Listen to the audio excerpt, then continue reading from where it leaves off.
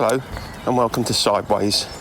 This week we're discussing why people place themselves in the position of victim when all it does is render them incapable of taking action to change the situation they're so frustrated with in the first place. Martin reflects on how pub opening hours might have been a godsend for him. We make up stories about people, while one listener takes it further and judges quiz contestants on the basis of the way they play the game. I plant some seeds, we talk about picnic food, and I warn Martin about the dangers of growing a squash. Playing the victim.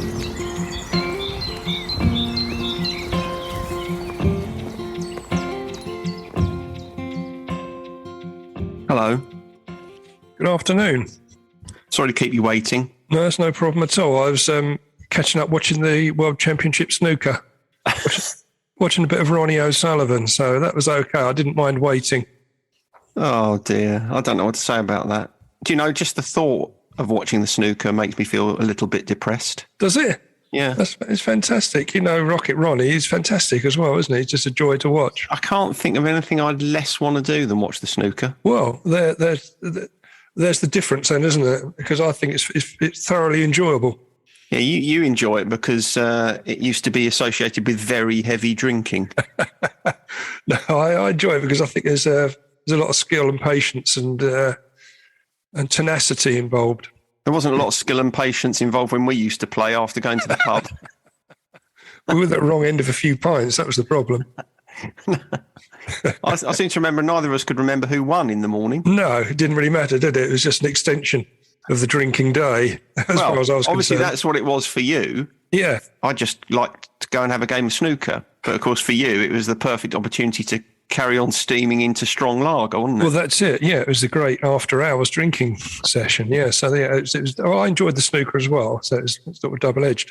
You'd have been. I wonder how it would have all played out if you'd have been in the midst of your chaos in these days. Because of course, pubs don't really close now, do they? I mean, you can get a drink until about 4:30 in the morning. You can. It would have played into my narrative at that time, that's for sure. I'd have never gone home. That's the thing. So no. It would have been. I suspect I'd have got into trouble much earlier. Yeah, you might not. I mean, you conceivably might not still be alive. That's a point. So, thank you to the old opening hours. Yeah, a nod in their direction. Yeah, you see, things were better in the old days. That's nostalgia, mate, isn't it? Yeah, yeah. The idea that I've had this week it's an idea I've had for some time, actually. And I think we've probably all come across people who seem to exude a bit of negativity and potentially suck the enjoyment out of the room. And I've seen this quite regularly in people that are still in the madness of addiction, but they seem to gradually change as their recovery takes shape. So it's a relevant topic. And the topic is, well, I've headed up as playing the victim. And I think I probably fell into that as well back in the day when I was in the madness. But the research I've done has made me much more empathetic rather than dismissive of those with the particular mindset. So I've grown as a person doing the research this week. That's good to hear. Thank you. Hopefully we'll see some sign of it at some point.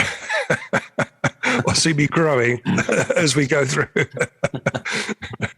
But before we start, it's not animal related this week, but we had a bit of feedback from the episode we did a couple of weeks ago on preconceived ideas. Right.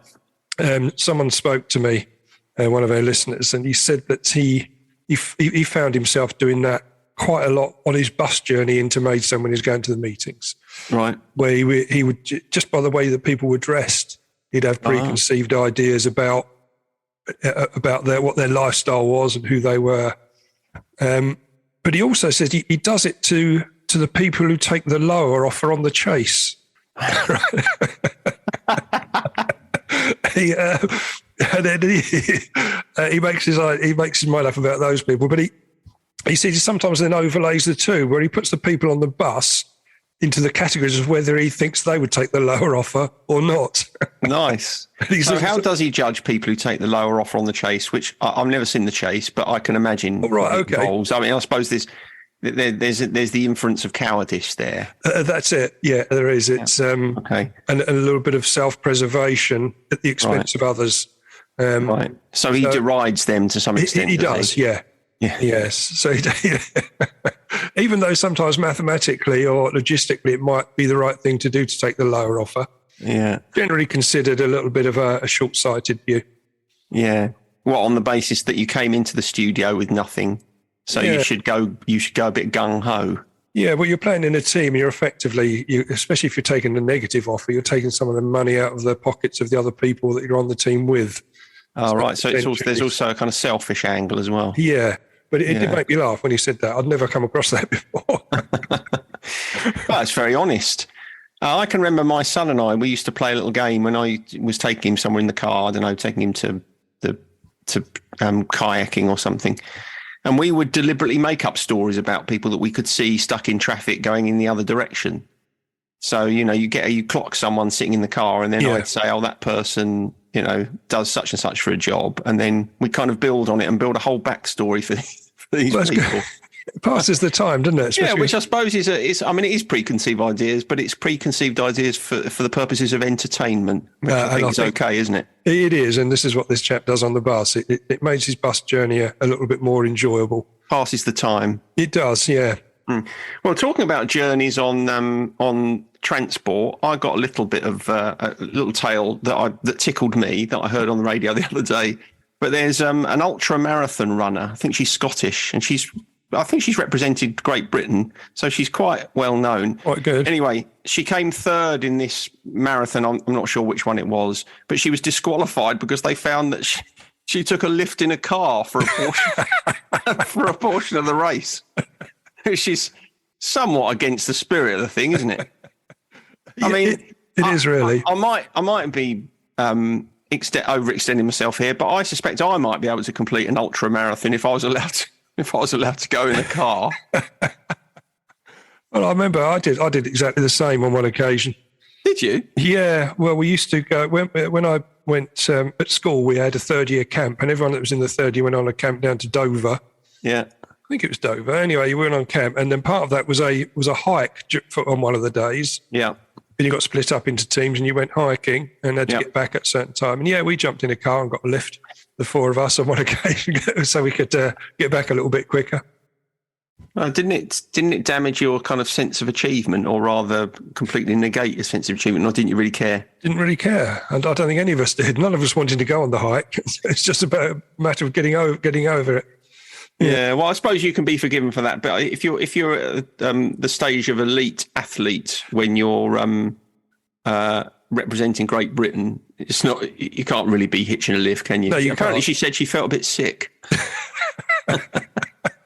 You felt sick afterwards. I was going to say, I bet she felt flipping sick when she got found out. Well, anyway. She probably was playing the victim a little bit, wasn't she? Very good. Yeah, that's a clunky segue, but I'll let you have it. Yeah, okay. Well, the definition of playing the victim, or playing the victim card, as it's sometimes called, or self-victimization, is defined as the fabrication or exaggeration of victimhood for a variety of reasons to justify a number of things, such as abuse to others or to manipulate others, or it's a coping strategy or attention seeking or diffusion of responsibility. There's all sorts of reasons this could come in. Yeah. But it is important to stress at this stage that it's not a formal medical term. No. In fact, some health professionals avoid it due to the stigma surrounding it. Well, that's interesting. Yeah. Yes, it's a sensitive moment when you say to someone, you're playing the victim. Yeah. And well, you probably wouldn't say that. I wouldn't say it, no. What I say to people is, you're sounding as if you feel like a victim. Yeah, I think that's probably a softer way of approaching it. I think, people that feel trapped in a state of victimization, often they do express a lot of negativity, don't they? But I think it's important to realize that significant pain and distress often fuel the mindset. So there's backstory. Everyone has a backstory. And so it's, again, going back to the preconceived ideas, it's very easy if we see someone that has got a lot of negativity going on, that we see them as playing the victim, and we use it as a pejorative term. I think that's really where it comes from. Yeah, yes. I think that's one of the reasons why you have to kind of treat it sensitively, because people people, in my experience, people either don't realise that they've put themselves in the position of victim, or they might not even be aware that, that is how they are being perceived. When you think about what it is to play the victim, there's nothing good about it because you kind of render yourself paralysed. Yeah. So it doesn't really make sense that someone would consciously leave themselves there, which is why there are, as you say, there are a number of different reasons that might lead people into kind of assuming that position. I think you're right. I think the victim mentality is often subconsciously developed, isn't it? As a way to cope. And it often can be linked back to trauma again. Yeah. And childhood trauma, which I know that as a therapist, you see a lot of value there, don't you? Yeah. Yeah. If you've had repeated failures or you've experienced trauma, say, for instance, a traumatic childhood, then it wouldn't be at all surprising if you end up in this kind of situation where you feel as if you don't really have any control over your life. It's like a learned helplessness. Yeah. So your experience is such that you come to the conclusion, oh, well, actually, it doesn't really matter what I do because history says that bad things happen to me anyway. That is one of the ways in which you can lead yourself and leave yourself in a position of being a victim. You're right. And I think when it's connected to this victim mentality, it's connected to a lack of self-love and self-esteem. Yeah, often, and that just sums up your active addict. Mm-hmm. Right, absolutely. We've talked about it before, haven't we? That in active addiction, one of the other reasons you might put yourself in the role of victim and leave yourself there is because when you're in victim, you don't have to do anything. If it's everybody else's fault, true, and you don't have to take any action. I come across this three key beliefs that the victim mentality rests on. Mm-hmm. The first one of the three is that bad things happen and will keep happening. Yeah, that's a learned helplessness and a cognitive distortion. Yeah. Well, you sorted that one out pretty quickly. Well, so we know what learned helplessness is. It's like you've because the statement in and of itself says this has always happened to me, therefore it will always happen to me. Yeah. And I say it's cognitive dissonance because what you're doing is you are telling yourself something is true on the basis of something that is not factual. The evidence in the past might suggest that, nothing will ever be different, but the past is not a reliable indicator of the future. No, it's not an accurate predictor. You're right. The second point is that other people or circumstances are to blame. Yeah. And the third one, that any efforts to create change will fail, so there's no point in trying. I think you touched on that just a moment ago.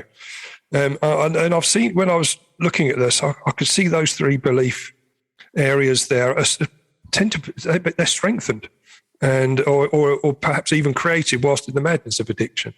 Mm-hmm. And they go so close, hand in hand, so closely together that when I was doing this research, I thought, well, I wonder why I haven't come across this before, really, or sought to understand it more.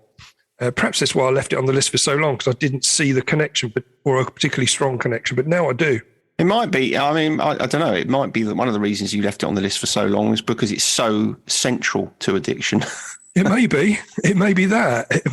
We've spoken, haven't we, often in the past about how, in order to maintain an addiction, you have to surrender responsibility for yourself. Yeah. And if you are surrendering responsibility for yourself when bad things feel like they're happening, by definition, you've got to be blaming someone else for it. Yeah. So you will be putting yourself in a position of victim. If you are in active addiction and you say, oh, well, I'd like to get sober, but I can't. I've tried. I can't. You're being a victim. Yeah. It's too hard. Yeah. Look at the life that I've had. Everything's too difficult. People persecute me. Look at the state of my family. Look at the way I've been treated. They're all statements that come from feeling like you're a victim. Yeah, that's interesting, because the next part of my notes was looking at the signs of playing the victim. And so we can either see this in others or indeed ourselves, can't we? Because when I was going through this, I thought, well, yeah, perhaps which is why at the start of this episode I was saying I think I fell into that category. I'm sure I did. Well, I'm sure we all have from one time or another. Yeah, probably. And the signs are, well, the first one was avoiding responsibility and reacting to life's hurdles with, it's not my fault.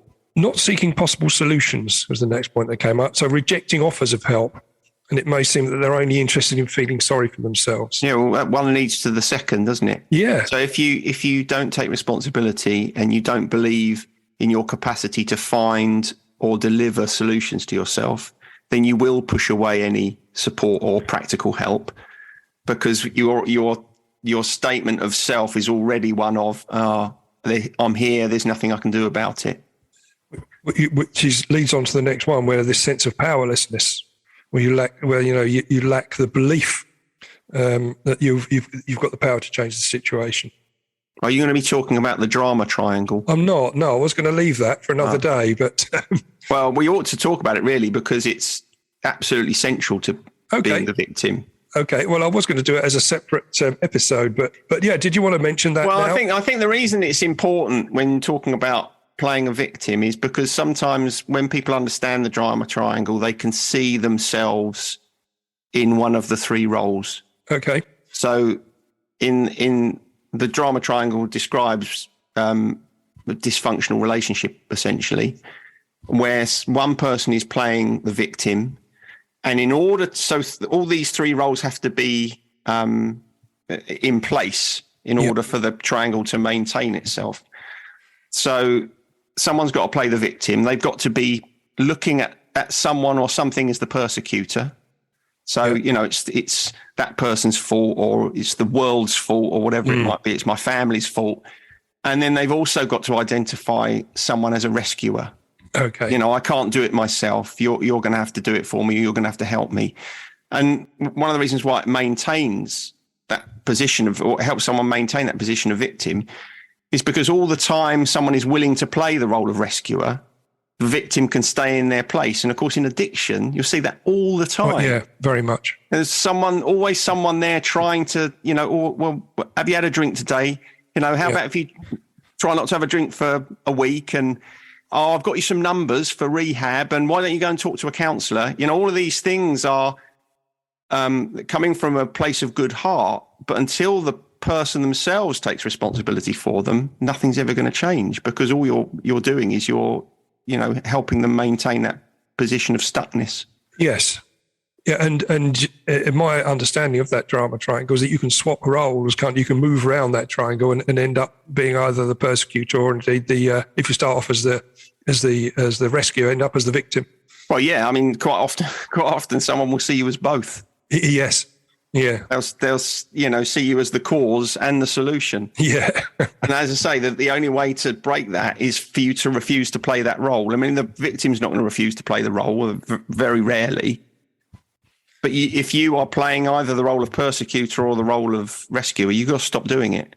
And obviously, when you're talking about people who are in active addiction, it's very, very difficult to stop, particularly stop being the rescuer. Yeah. Yeah. When you're active, you're absolutely right. Yes. The lack of self-confidence, because I remember that, I'm not talented enough to succeed. So not only do you think this is too hard for me, you don't think you're ever going to get it. You're never going to be good enough to achieve the goal of sobriety, or in anything in life, but certainly in the addiction circles.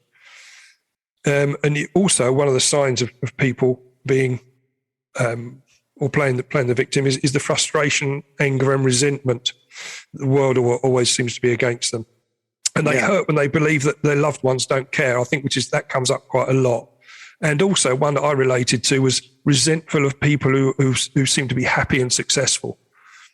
I used to hate that. I used to hate other people around me when I was feeling so poor and so unhappy, and see other people laughing and smiling. It used to make me feel worse.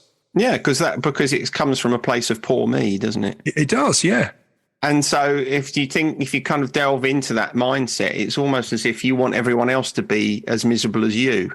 Yes. Rather than saying to yourself, I've got to find a way of getting up to where those people are or where they appear to be. Yeah.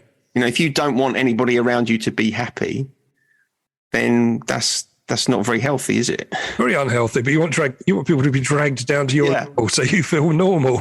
Precisely, yeah. But often, again, when I was looking at the research, this can often come from areas of betrayal. So betrayal of trust, especially repeated betrayals, can also can make people feel like they're victims and make it hard for them to trust anyone. Yeah, because if you've been repeatedly betrayed, it's easy then for you to think of yourself as someone who will always be betrayed. Yeah. But of course, if you believe that, you are casting yourself in the role of victim. Yeah. Oh, poor me. There's something wrong with me. Nobody ever treats me properly. That's victim language.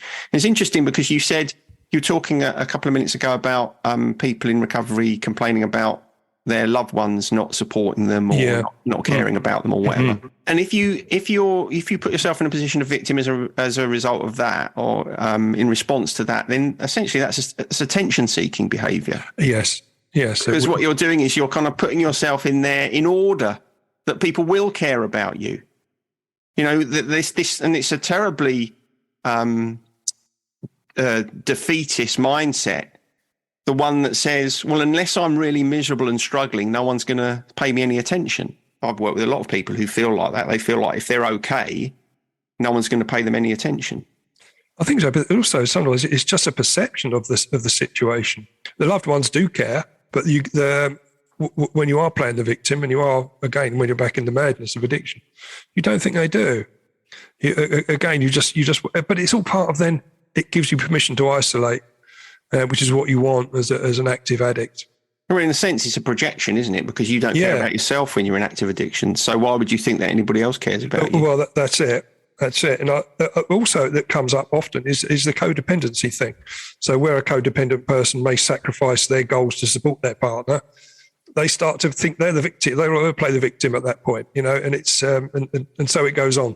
Moving around that triangle again. Yeah, in codependency, you often see people switching roles from victim to persecutor and rescuer. Yeah. Yes. I suppose just summing it up, I would say just remember that many people living with this mindset may have faced difficult or painful life events, and we shouldn't be going around judging them or seeing them as just a negative nuisance. I think we've got to look beyond that, I think.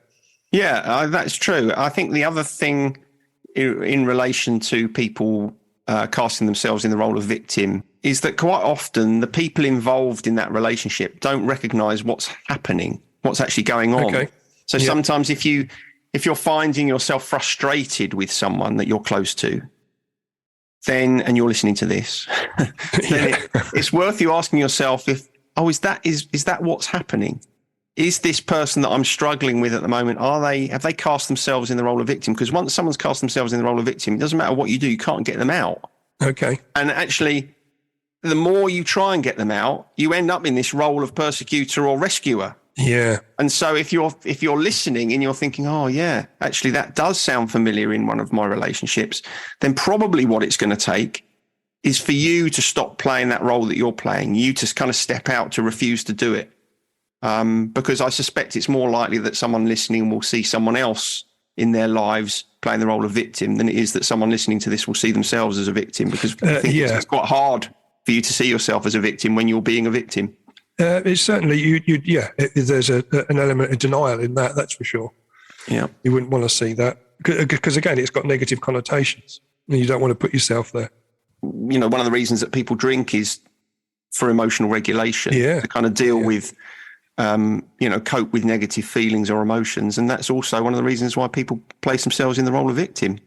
I don't want to think about it. I don't want to deal with it. I can't deal with it. It's the same stuff. It is the same stuff. I remember during my rehab course, we did a whole afternoon on the drama triangle. So there was quite a lot in it. But I think you've probably summed it up quite well there. Thanks very much. Oh, no, it's very good. I thought we don't need to go into it too much further depth. Just going back to something you said earlier, it is hard to call someone out who is playing the role of victim. That is difficult. No, it's difficult in therapy to do it. And of course, in therapy, people will hopefully get to the point where they recognise you're going to challenge them. And obviously that is a challenging thing to say to someone. Yeah. And so if it's challenging in therapy, it certainly is. It's challenging in your personal relationships, because of course the typical reaction you'll get from someone if you tell them they're being a victim is they'll be defensive and hit back and be even more victim. You don't care about me. You're telling me I'm a victim. Well, it stokes their own particular victim fire, doesn't it, on that one? Yeah, exactly. So yes, I can imagine that. Well, yes, it is difficult. I know from personal experience, it is tricky to approach. It's a shame actually, because when we started today, I was hoping you were going to complain about me putting the start time back, and then I could have called you a victim. Well, I didn't want to play the victim. I just go along with it. I'm just easy going. I know you're not organised enough to get here on time, so I've come to terms with that. I was getting my Brussels sprouts in. You what? Sorry, I was putting my Brussels sprouts in the ground. Where are you? Yeah. That's not an excuse. Oh. Anyway, gratitude list then, mate. Yeah. What do you want to what do you want to say? Have you got something down on your list? I'm grateful that I've had the chance to get my seeds in. A few days ago, I was thinking, crikey, I haven't planted any of my raised beds, I haven't got anything done. And I was feeling as if I was well behind the game. I know this is a very middle class complaint. It is, yeah. But in the past sort of 2 or 3 days, I've spent a little bit of time every day out there with my hands deep in the earth, which I heartily recommend. And I've got on top of my seeds. Good on you. So you're grateful for that. I've been planting my seed. I'll move on.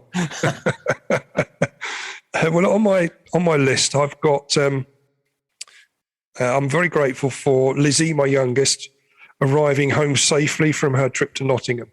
So she had to drive to Nottingham, drive back, and I was grateful that both trips, there and back, has ended up safely. She's arrived home without. You never stop worrying about them, do you? You don't. I mean, she's 30 now. So she's not my little baby anymore, but I still see her as that, bless her. But it's following. I don't know if you've done it. If you follow on WhatsApp, you can follow the live location, so you can see that little icon travelling up the motorways and stuff. Oh God, I wish you hadn't told me that. It's a double-edged sword because you can see their progress, so you can see when they've arrived safely. But if they stop at any time, and it could be quite innocent, they're going to stop just to go to the service station. You stop and you think, oh my God, what's happened? They've definitely crashed. Oh God, yeah, no, there's an episode we could do. Too much information. Too much information, yeah, certainly. Yeah. Well, we've done catastrophizing, but certainly that's something which I don't think that's too much information, but it's nice to watch, not to watch it incessantly over. Her driving 3 hours it will be quite a long watch. You were sitting there watching the snooker with the phone in the other hand, weren't you? Well, I'd check in every 10 minutes or so and make sure it was all going to hand. Yeah, all going to plan. I find that so stressful. Well, no, that's certainly a good thing to be grateful for. Yeah, getting your loved ones home. I mean, exactly. I think we can all say amen to that, can't we? Well, we can. Okay. Days of the year. Now, we're slightly out of kilter here because my days of the year are for tomorrow when we normally record this on a Sunday. Yeah, well, you've only got yourself to blame. Much people going somewhere, going out on a bloody day trip somewhere, are you? Absolutely, yes. But, so days of the year, tomorrow will be St. George's Day. Oh, obviously. Yeah. I can remember St. George's Day parade. I think we've mentioned that recently, haven't we? We have mentioned it before when we were in the Cubs and Scouts having to parade through Maidstone. But there's loads of others tomorrow. There's World Table Tennis Day, National Picnic Day, National Cherry Cheesecake Day. I know, you could have that on a picnic, I suppose. German Beer Day. I wasn't going to mention that. Yeah, well, I mean, a lot of people will be celebrating that, won't they? They will be, yeah, certainly. Probably tonight. Yeah, exactly. And the one I liked best was National Talk Like Shakespeare Day. Oh, forsooth. How about that? Yes. I don't know if I could. I don't know if I could talk like Shakespeare. Well, you may not be able to, but I've got just a little extract from Othello, if you'd like to hear it. It's just a very lovely. Yeah, I'd love to. So I can talk like Shakespeare. It's about talking about alcohol, basically. Yeah, I did Othello for A level. Did you? Well, this is you'll know this. Then it's from Act 2, Scene 3. Oh yeah. I don't know which character's saying this, but I'll read it out anyway. So I'm going to try and speak like Shakespeare. It's not going to be very good. It's going to be my normal voice. O thou invisible spirit of wine, if thou hast no name to be known by, let us call thee devil. O God, that men should put an enemy into their mouths to steal away their brains, that we should with joy, pleasance, revel and applause transform ourselves into beasts. So that's it. I don't know who's saying that. I can't remember. But he's talking about obviously the devil that is alcohol. So yeah, surely Shakespeare came from the Midlands, didn't he? Wouldn't he speak like that then? He'd say, John, would, shouldn't he, mate? He probably would. But this was in, when he wrote Othello in 1602. So the dialects may have been different back in the Midlands back in those days. Yeah, that's a good thought. Yeah, it may have been. Hadn't developed. Yeah. Okay. Well, thanks for that. It's not often we get a little bit of Shakespeare on here. It's not, but I've got a feeling that might be the first time ever.